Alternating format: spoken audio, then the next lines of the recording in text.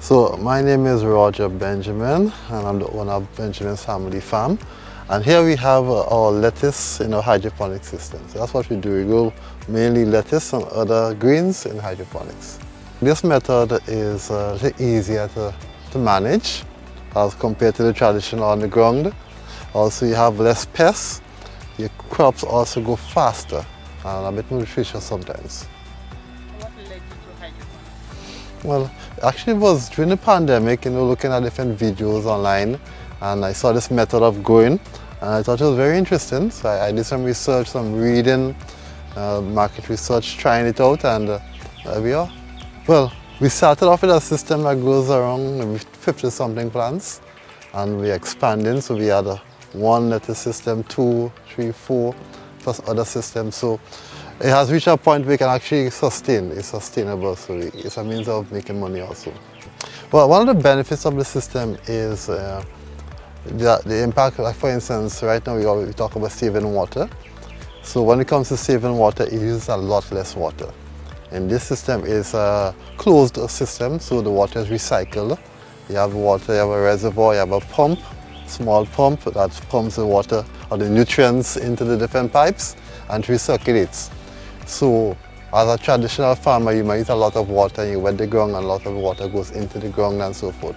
But with this, it's closed system, less water. So that's one of the main things it saves.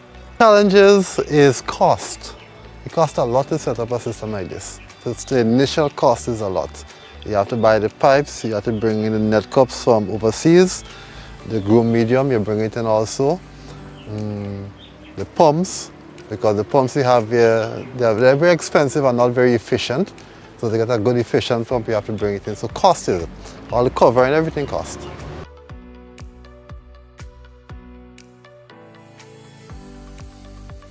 So we have this, we'd like to see more systems and maybe diversify into other greens like cabbage and other crops, but be able to be a source of green food or vegetables throughout the year.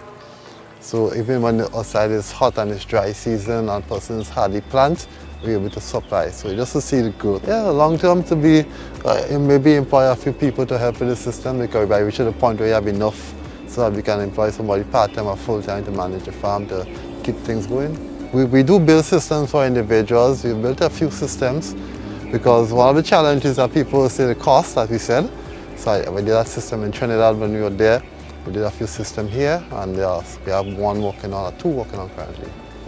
Well, as I said, the initial setup is costly, but you consider long term it saves you, because the price one-off, not everything's are one-off payments, one-off cost. But once you invest in it, you can see your returns in your crops, and so initial cost a lot, but long term you save.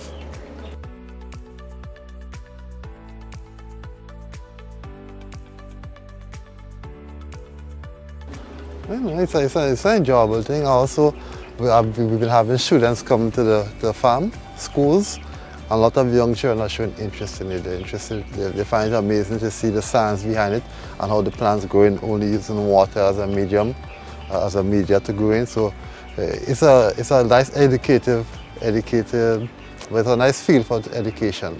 So persons can learn to grow crops. Not in the traditional way, but using science, using computer science, everything is all involved, because there are some meters you can buy, there are meters you can program, different things you can do to expand it. We grow our plants on seed also. We do our own seed, our little nursery. So in the morning you might come, you test your pH and your EC to make sure everything is okay. If it is not good, you would adjust accordingly, maybe up or down the pH, which is very important. You see if there are any plants that may have died, maybe, like for instance here, we didn't pay attention enough and some of them died because the pipes got clogged up there with the water. So you have to keep an eye on it. So every day you check on it and see where it's going. Yeah, it's convenient, very convenient, because once you set it up and you have it growing, it's just a matter of monitoring. You can come in the evening, sometimes when we plant in the night.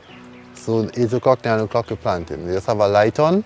So if you're working full-time during the day, that's something you could do on the side, because it doesn't require a lot of attention as going to the land and forking and so forth. So it's very good for that.